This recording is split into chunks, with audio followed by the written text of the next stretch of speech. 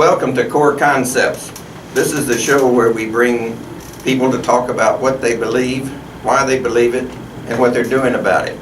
Mostly these are religious and spiritual leaders, but sometimes we have people who are not head of any particular organization or not a pastor or anything. And today we have with us Mona Sides Smith. And Mona has been for years, I think we heard 37 years, involved with the 12-step program. And in fact, she is the widow of Smitty, or Bob Smith was his full name, the son of one of the founders of AA. And she's been conducting retreats, Serenity retreats, internationally now for how many years? 30 years. About 30 years. And so today she's going to talk to us a little bit about her work, and then we'll have a few questions for her as well. Go ahead. And by the way, we have with us today Elaine Oreland, who is her daughter, and you may have recognized her from also being on Core Concepts in an earlier episode where we talked about the Theosophical Society. Go ahead, Mom. Thank you, Jim. It's good to have you. Thank you. And thank you for tuning in to watch us on our show. And thanks to all of this crowd that has assembled here today to be a part of our program. Jim, you asked me to come and talk about AA and its founders, and I would like to do that. I'd like to start by talking about Dr. Bob Smith, who was my father-in-law, and Bill Wilson, who was a friend of mine. They are the co-founders. Dr. Bob and Bill W. are the co-founders of AA. And they met 35 years ago in Akron, Ohio.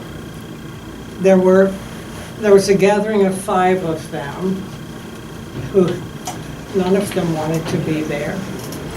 They all wanted to be elsewhere. But they had gathered because Bill Wilson had come to Akron, Ohio, and he was a salesman.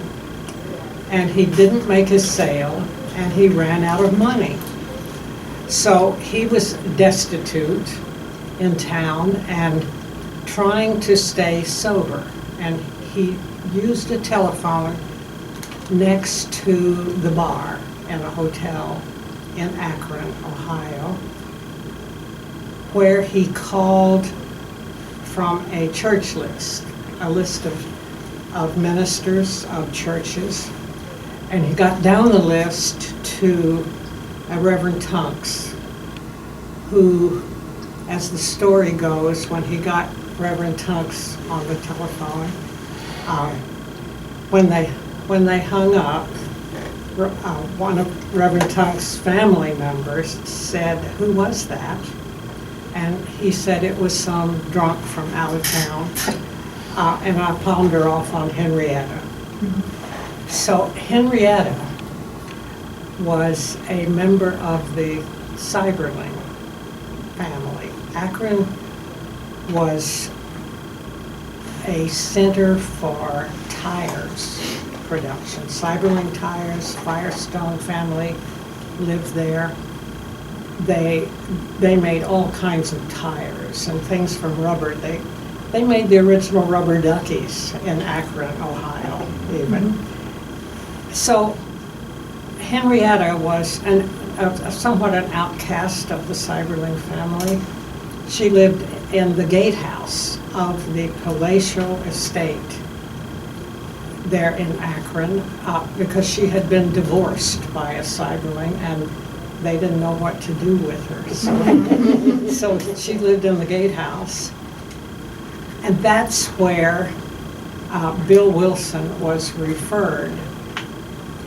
And Henrietta also knew and that Bill Wilson, because he told her, that he wanted to meet with another alcoholic, another drunk, and because he was trying to stay sober. So Henrietta knew Dr. Bob and knew that he had a drinking problem, and he was also rather down and out because he wasn't getting much business. Drunk doctors don't do awfully well there. So she called him and got Anne, his wife, on the telephone, who said he can't come today because he's drunk, but he'll be there tomorrow. So this was the night before Mother's Day in 1935. They got him up the next morning, the next day, and he was hungover pretty badly. He didn't want to go talk to somebody who was trying to stay sober. He just wanted to go back to bed. So Anne was having none of that. And she called Henrietta and said, we'll be there. But Anne didn't drive, and Bob was too hungover to drive. And Anne didn't want to go either, but unless she went, Bob wouldn't go. So they got my husband, who was not my husband then. He was a 17-year-old boy who could drive. And he drove Dr. Bob and Anne over to meet with Henrietta and Bill. The 5 people, none of whom wanted to be there. Smitty told me later that he didn't want to be there. He was looking for a squirrel's tail to hang on his radio antenna on his car, and that's what he wanted to do that day, was to find a tail to fly from his antenna. But they got there, and Dr. Bob said, I'll give this bird 15 minutes, no more. That's all, 15 minutes. And they talked for hours. They talked into the night. It was hours. And they didn't know that AA was beginning at that time. But that was the beginning of AA. A down-and-out salesman, a drunk doctor, a woman who didn't want to be there, a kid who didn't, and a widow or a divorcee from the tire industry. And from that beginning, AA has become international. It's all over the world. Much bigger than the Serenity retreats that you mentioned, Jim, even though they are international retreats. This is in many countries. There are millions of people who are members of AA. There are hundreds of countries that have AA. The big book of Alcoholics Anonymous, which is called Alcoholics Anonymous, but everyone refers to it as the big book, is this. It's embossed with Alcoholics Anonymous. It doesn't show up if you're reading it in airports or such, but this is a 3rd edition. And this book, the story goes, is the #2 bestseller in the world, next to the Holy Bible. This book has sold copies since it was published in 1939, I think. So it is a big deal among them. The AA program is anonymous. The people who are members, it's not a secret organization. It doesn't have secret passwords. It is anonymous. And that means at the level, Dr. Bob said, we're anonymous at the level of press radio, films, TV, movies, the topmost public level. And if we are anonymous below that level, that is also a breach of anonymity. If we don't tell each other our names at AA meetings or any 12-step meeting, that's a breach of the anonymity clause of the program. Another thing that AA doesn't do is they do not own property. The reason you don't see signs around town, here in Memphis, Tennessee, for instance, is that AA does not own property. They rent property or meet in places where they are welcome. If they owned property, they would, the buildings and signs would be as common as filling stations in Memphis. They'd be on every corner. There are that many groups. I don't know how many are in Memphis, for instance, but hundreds. And they meet all hours of the day. And their members are in all walks of life. There's not any place you can go that you don't find members of AA in any town in the United States and many other countries around the world. It's not a religious organization, even though its early beginnings were Christian. Ann Smith held the groups together originally in Akron, Ohio. They met at her and Dr. Bob's house, and she designed the meetings, led the meetings, said how they would be. Ann is the mother of the program of Alcoholics Anonymous. Without her, it never would have happened if she hadn't done this. And she used the Bible and religious tracts, whatever she could find that she found meaningful, and used that because they didn't have this book to refer to when they first began.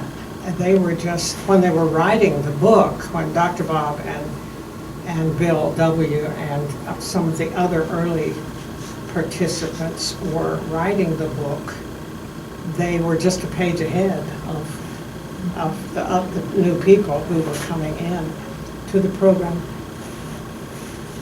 And it is not religious, it is not Christian, it's not Buddhist, it's not atheist, it's not anything. It's ecumenical, non-denominational. It is a spiritual program.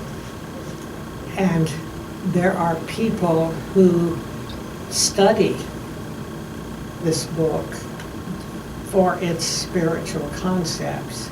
It's a practical path to a strong spiritual life, even if you are not an alcoholic or don't know an alcoholic, which is probably not going to happen among you in this day and age. But it is a path to a spiritual life that is a grown-up life. It's a path to maturity. And following the 12 steps, which go from the first step, which is to say, I'm powerless, my life is unmanageable, on to the 12th step, where you start to carry the spiritual message to other people. And in the meantime, you go through making an inventory of your good points and your bad points, your pluses and your minuses, a searching inventory, and you tell someone about that. And then you start a process of making amends and growing up. In other words, you start to meditate, and in your own way, and you, along the way somewhere, that the members find a higher power, which some choose to call God, and others just call a higher power, knowing that there's some energy out there. Or some people remain atheists, but are still members. It just doesn't matter in the 12-step program. The 12-step programs are not limited to alcoholics now. There are other addictions that are there that range all the way from sexual addiction, gambling addiction, members of the families of alcoholics that have a strong program called Al-Anon. There are 12-step programs for Emotions Anonymous, and you name it. There are hundreds of them out there that are offshoots of the original AA program and the 12 steps that are in this particular blue book that is the textbook for all of the groups in some form or another. The 12-step way of life is where a lot of people with immature behavior have found a path to growing up. When I I've known about the 12-step programs for a long time, and when Smitty and I met, my husband and I met, we were, I was nearly 70 years old and he was 80. We were not spring chickens, and I was a widow, and Smitty's wife had died several years before, and neither one of us had planned to marry, but we became friends, and then we thought, you know, it would be really nice to be married, and we were, as it turns out, we became a kind of a role model for older people who thought, I will never find someone to share my life with. And I wasn't looking for a husband, and he was not looking for a wife. But we decided that it would be very nice to just live together and be married. And it was the best. We met in 2000, and he died in 2005, 2004, I guess it was. But we were together about 5 years, and it was the best 5 years in a row that I had ever had. I had some good years, but in a row, they were really good 5 years. We had both been studying the 12 steps of AA, as a lot of people do, just because it's a philosophy, if you will, or a way of life that is meaningful. And we were fairly grown up, so we married, and there were a lot of funny things that happened because we were the age we were. He had a house in, I'll just tell a little story about this, Jim. He had a house in Nocona, Texas, and I had a house here in Memphis. And people would say, well, where are you going to live when you get married? And I would say, well, we don't know. We don't have to decide. We can live in both places. And they would say, well, how did Smitty propose to you? And I said, I don't remember. I said, one day we were with a bunch of people and he introduced me as his fiance, and I thought the proposal had happened.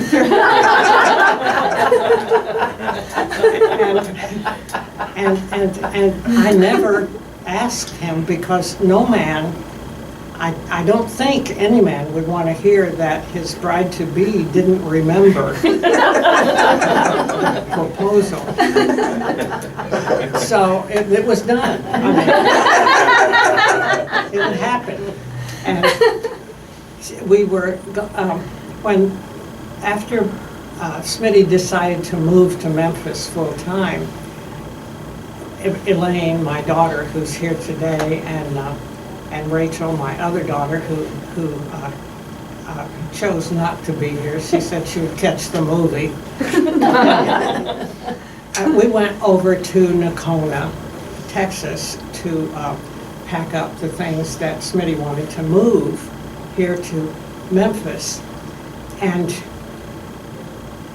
Smitty and I went over to another town, a little bigger than Nocona, to rent a truck, a U-Haul type truck, so we could pack the stuff in there to move. And we went up to the counter and said, we'd like to rent a truck. And here I am, almost 70, he's 80, you know. And the man behind the counter looks over at us and said, who's going to drive this truck? And Bob said, well, we are. And he said, oh. So out came a really old-looking truck, limping along, and we thought, well, you know, this is a small town in Texas, and somewhere between Nocona and Vernon, Texas, and maybe that's the kind of trucks they get out here. So we went out to get in the truck, and neither one of us could get into it. It was too high. We got one on one side and one on the other side, and we reached across and pulled each other up into the truck, and that's how we did that the rest of the trip through there, was pulling each other up into this truck, which was rattled and shook, but we got it over here. And when we turned it in at the place in Memphis, they said, well, this one goes to the junk heap now. But we were good to that truck. We got it here. So that was, being a part of the Smith family was excellent, and a highlight of my life, and to be able to live the way of the 12 steps and be a part of that family, and to have known Bill Wilson in the past, who also was connected with the Theosophical Society through friends in New York. That it was a blessing for all of our family. To contact AA, I'll give you contact, and then I'm going to ask for some questions and see what else you would like to hear about the organization. To contact AA, you just go online and put in AA or Alcoholics Anonymous, and our AA World Service or anything like that will get you in touch with AA and a list of groups that you can find in any town in the country. Just about. So you can also contact me or my host Jim here. Do we have some questions for Mona? Anybody? Well, Mona, you mentioned something about Bill and the Theosophical Society. How did the spirituality develop from where it started? There's a connection there, Elaine. Thank you. That was the spirituality developed from the Theosophical Society. Not directly, but from the same collection of sources. Dr. Bob and Bill Wilson read theosophical writings of the founder of the Theosophical Society, Elaine Blvd. They both read her writings from the late 1800s. Dr. Bob was born in 1879. And along about that time, the Theosophical Society was coming into its own. And there were other ancient wisdoms that you know about, Jim, and you have read. They were reading those ancient writings and books, which, if you have read some of them, and you read the first 184 pages in this book, you will see where this came from. And the more I read in the ancient books, the more I see that it is, this book is an amazing work. It has been published, it has several editions. This is the third, and there were some since then. But nothing has been changed but one word in this book since it was written. The back of the book is some stories about members, and they change to be updated to become more current. But the first part of the book holds true, like the Bible.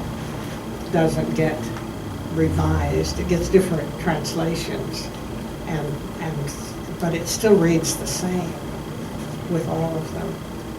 So yes, the Theosophical Society was an influence for the 12 Steps, along with other philosophers and wisdoms.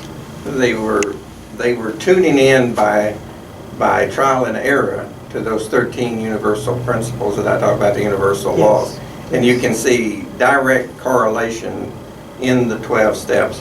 In fact, there's even a book now that I interviewed Dean Graves called Enlightenment, Pure and Simple. And it's based on the 12-step program. 12 steps to enlightenment is the way that he's approached it.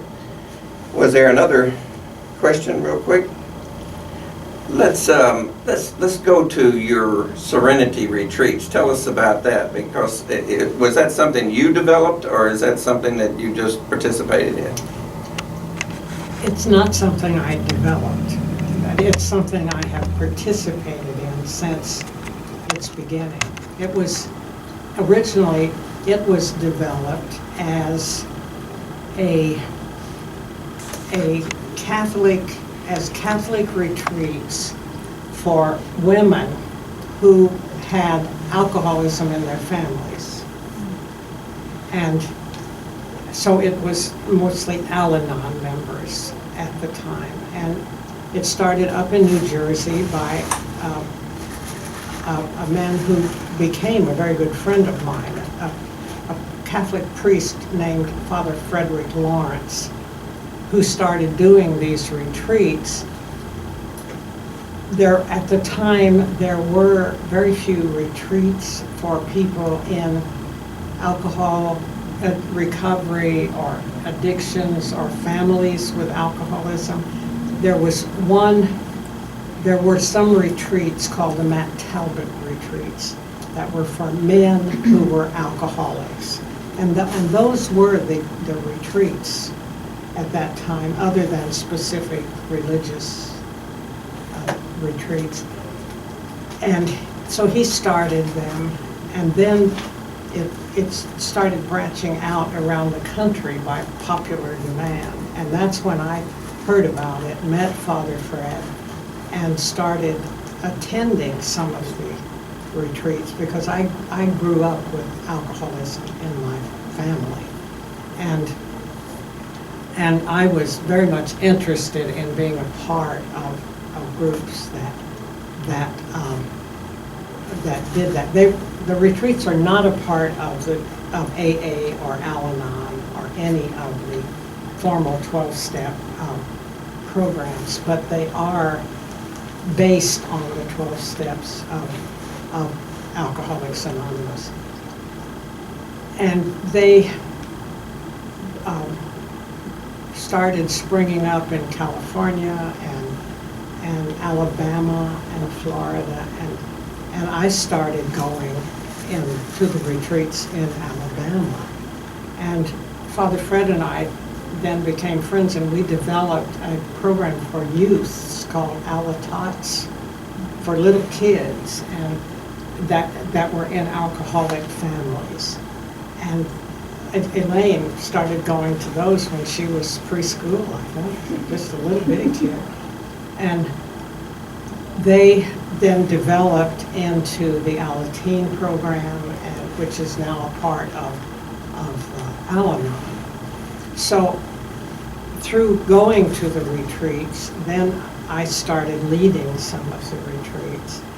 And I don't know how many I have led. Elaine has grown up and started leading some now. And she's led hundreds, and I have led hundreds, all in other countries, and on cruise ships. We take a group on sober cruises. Our groups wouldn't drink, which is what cruise ships are about. They're about gambling and drinking. And eating. And eating. and we had the eating part down pretty well. But we had our own meetings on board and participated in the non-alcohol. Some of them gambled, but not really. Did I answer your questions about leading the retreats? Well, just, yes, you did, but I would like to know a little bit more about what happens in those retreats. Oh, So okay. what's accomplished, what's the objective? The objective is to have a quiet weekend. And I did forget to say that after Father Fred died, I started management of the Serenity Retreat League and have been the president of the league for many, many years now. And I do this as a volunteer. I've never kept a job as long as I've kept president of the Surrender Retreat League, and it's the only job I ever had that I didn't get paid for. But I've kept it for longer than I ever kept a job, 20 years now, I guess. The retreats start on Friday night, and there's a website called Serenity Retreat League. If you just put that into your computer, you'll get a list of some of the retreats that are going on now. They start on Friday night. There's a spirit of silence there. They're not a come, we'll play games, we'll run around the yards, we'll have guessing games. It's not a get away and play and tear around the grounds and have assorted speakers. There's one leader who does 5 or 6 talks over the weekend on a theme that is published in advance for each retreat. And then they break into small groups and have discussions in the small groups. And the retreat leader, such as I or Elaine or any one of 15 or 20 who do this now, they will also have private sessions with some of the people who are there who have things they want to discuss. And we've carefully picked the leaders so that they are professionals, or some are ministers, some are psychologists, and some are social workers and teachers, but professionals who are accustomed to counseling people. So they will do short counseling sessions with people who are there. They go on until Sunday noon, and Meals are included, and room and board are included. Some are just for women, some are just for men, some are mixed. And they range from 20 or 25 people in a small retreat house to the one on the beach in New Jersey, which is right on the Atlantic, and they have 125 people at a private beach. And they cost about $200 a weekend. It's hard to beat for a weekend At the beach. A weekend at the beach. And some are in the mountains in California, and some are just in small retreat houses here and there. We've had them here at St. Columba and places in Memphis. I know that we have some members of Alcoholics Anonymous here today, and you've been able to listen to Mona talk about the very earliest founding. Would anyone here like to talk about what it means to you today? I mean, this is from 1935 to 2013. If anybody would like to say anything about your participation, would you? My name's Carol Alstein. I come from a family of alcoholics, and my mother was in the program before I was.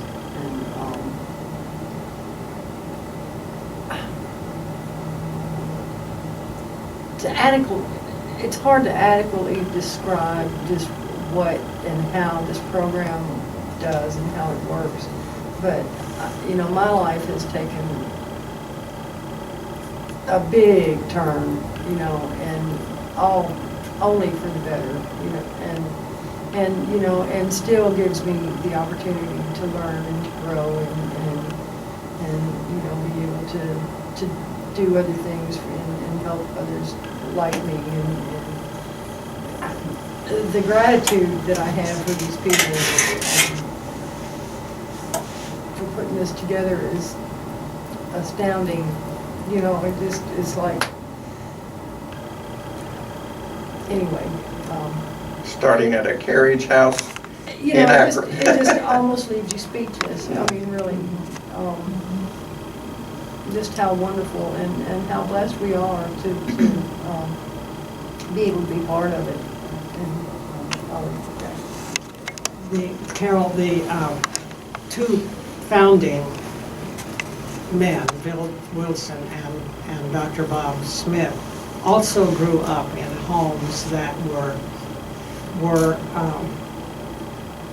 dysfunctional by our standards today. They were professional families, and they were not, that we know of, alcoholic families that they grew up with, but they became alcoholics. Bill Wilson's mother was a doctor, and she left him with his grandmother divorced his father, left him with his grandmother, and went to Philadelphia from Vermont. Dr. Bob and Bill both grew up in Vermont, a few miles from each other, and never didn't know each other. In those days, those few miles were a long way through the mountains. But he grew up with his grandmother, abandoned by his parents, and Bob grew up Bill grew up in East Dorset, Vermont, and Dr. Bob grew up in St. Johnsbury, Vermont. His father was a judge, and his mother a school teacher, who was, as we might call now, a religious addict. She forced him to go to church several times a week. She on other nights, she made him go to bed at 5 or 5:30 so that she could do her church work. And the father was doing good deeds in the community, and seemed to be affluent, but as it turned out, when he died, they were out of money. They had a lot of property which had all been mortgaged, and the money spent, a lot of it on Dr. Bob's treatment in medical school. But still, Dr. Bob's mother didn't have enough money to stay in the house when he died. And so she moved to what was called then a tenement. We would call it apartments now. It was a house that had been converted to apartments. Across the street from the Congregational Church where she was a member, and she continued then to go to the church. But Dr. Bob would, as a boy, he would climb out the upstairs bedroom window and go out about town. And he said they never knew that he did that, and he'd climb back in and go to bed. So it's hard to believe that they wouldn't know a kid was doing that, but he said he never got caught. So that's his story, and he stuck to that. But he then was turned off toward religion. And people will say that he was, in some of the writings, they talk about Dr. Bob being very religious, but he wasn't. Smitty said that he never went to church except maybe on high holy days, or occasionally if he was forced to go, but he was not a churchgoer. She made sure of that. She turned him off. She turned him on like that. And so he, and when they started the house in Akron, some of you may have been there to visit. It's now a national landmark, Dr. Bob's house in Akron. When they started taking alcoholics into their home after Bill and Bob met, and invited Bill to come to their house and stay. He didn't have any money to live anywhere or get back to New York where he and his wife Lois lived. So he came and stayed at their house for a while, and they started taking in alcoholics. And pretty soon, Smitty said, people were dropping off their alcoholics. And they were taking them in. And the kids were moving to the attic to sleep, Smitty and his sister. And these drunks were in the house. And they had no money. And they were eating sauerkraut and Karo syrup and bread and milk. And I mean, the drunks didn't have any money, and they didn't have any money. There was as it turned out later, a family member in California sent Ann money occasionally, but even Smitty didn't know about that. I was doing some research after Smitty died and discovered a relative out there who had sent money to the family that Ann kept secret and bought food for all these people who were being dropped off at the house. And the church down the street where Ann had been going to church, they asked the Smith family to stop attending the church because all these drunks that were in the neighborhood. And Smitty said, if you want to know how we were, then try opening up a halfway house on your street in your house and see what the neighbors think about that. So they were thrown out of the neighborhood church for doing that, but they kept on doing it. And it became what it is today, from these two little boys in Vermont who were pretty much abandoned by their parents and grew up to be alcoholics. Did either one of you guys want to say anything? Did you have a comment? I'd like to make a comment. Sure. This was the last minute. I didn't even know. This is something I'm so honored to be here, and this is such a blessing. I just celebrated 14 years of sobriety. Congratulations. Congratulations. It's a godsend. The 12 steps has been to me, and it took me a long time to get it. I started back in the 70s, and so if I just celebrate 14 years now, you know how many times in and out I've been. But anyway,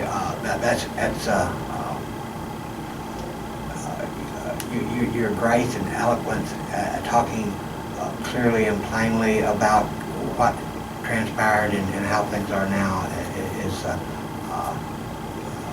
gosh, I'm speechless. That's about the best I can say. Thank you. Thank Thank you. Thank you. Anybody else have a comment or a question?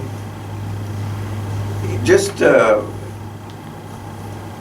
while ago you mentioned recognizing the powerlessness, and I take it that you mean by that the individual alone's powerlessness, knowing that there's power somewhere, but me by myself, is that where it starts? That's an excellent question. Thank you, Jim.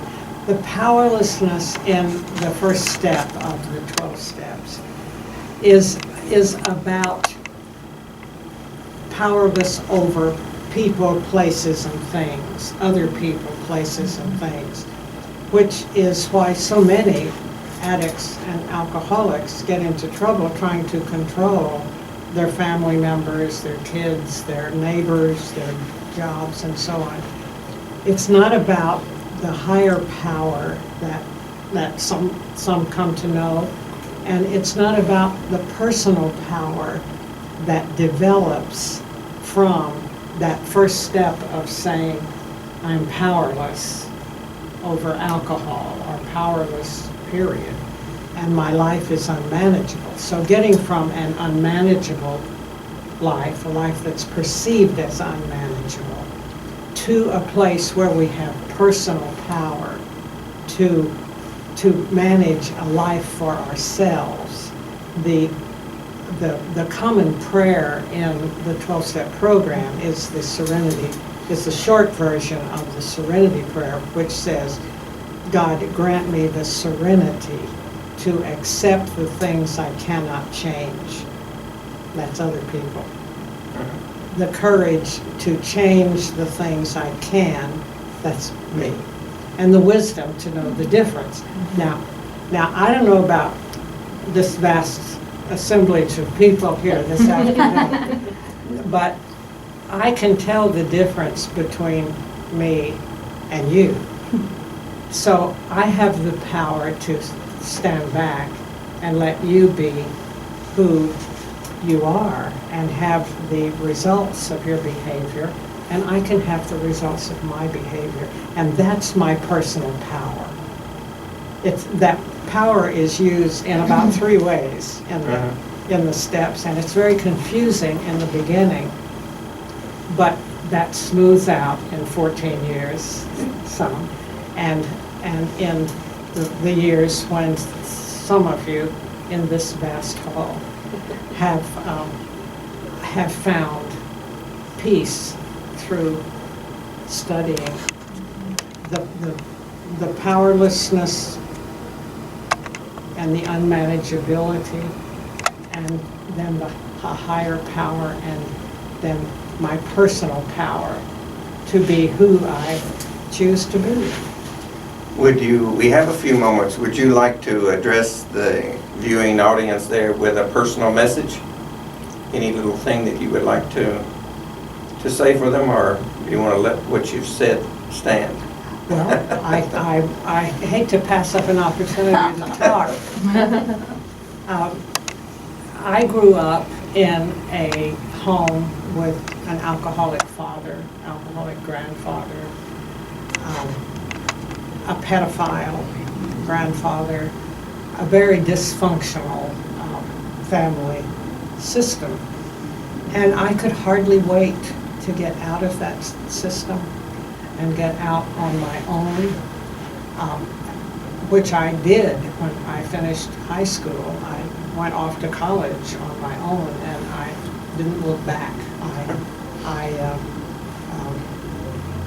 was on my own from then on for my education and my support from that time on.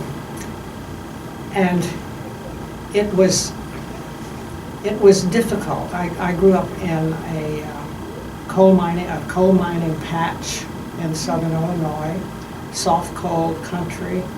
I lived across the street from a coal mine.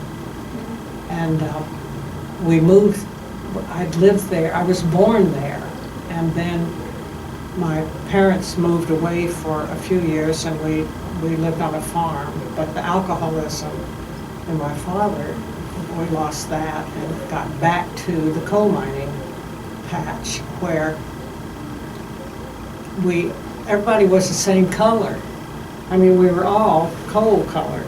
The streets were, the houses were, the furniture was, the dogs were, the cats were, the kids were. The people who worked in the mines were all the same shade of black. And it's a wonder we all can breathe at all today. What town in southern Illinois was that? It was near West Frankfort, Illinois. The little patch where I lived had about 100 families.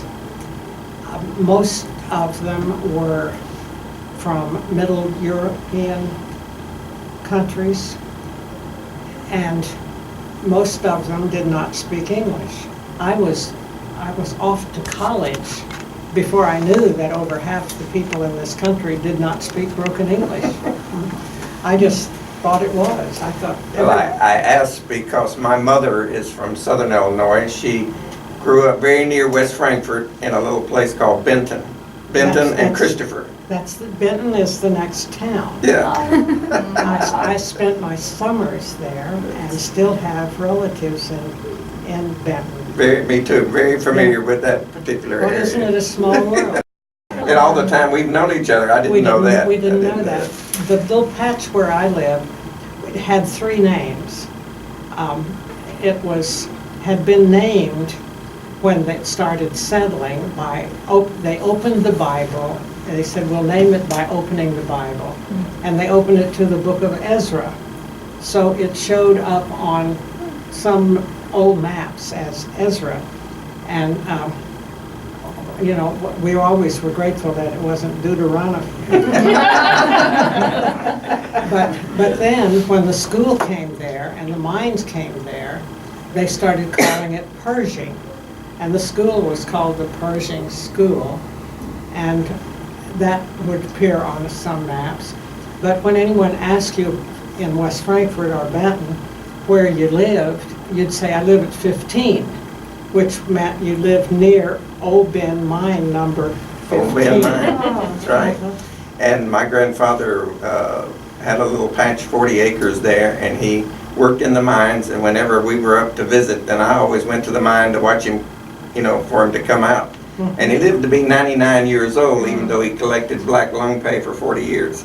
He was tough. I mean, he was a Dutchman, Dutch origin, Right. and a lot of mixture in there. A lot of mixture. My father lived to be in it to be 90-ish, and even though he drew black lung pension for many years. Yeah. Also. Well, thank you very much for being with us on It's a Core pleasure, Concepts Tim. today. And thank you for turning in and being with us. And all of you for being with us, yes. If you are watching this show from anywhere but YouTube, then you may not know it, but go to youtube.com, type in Renford Broadcast Network, and you can see a wide variety. I think you can find almost anything you want to on the internet. But I think on this show, you will find things you wouldn't have known to look for. And we want to welcome you to do that. And we want to thank you for being with us this week on Core Concepts.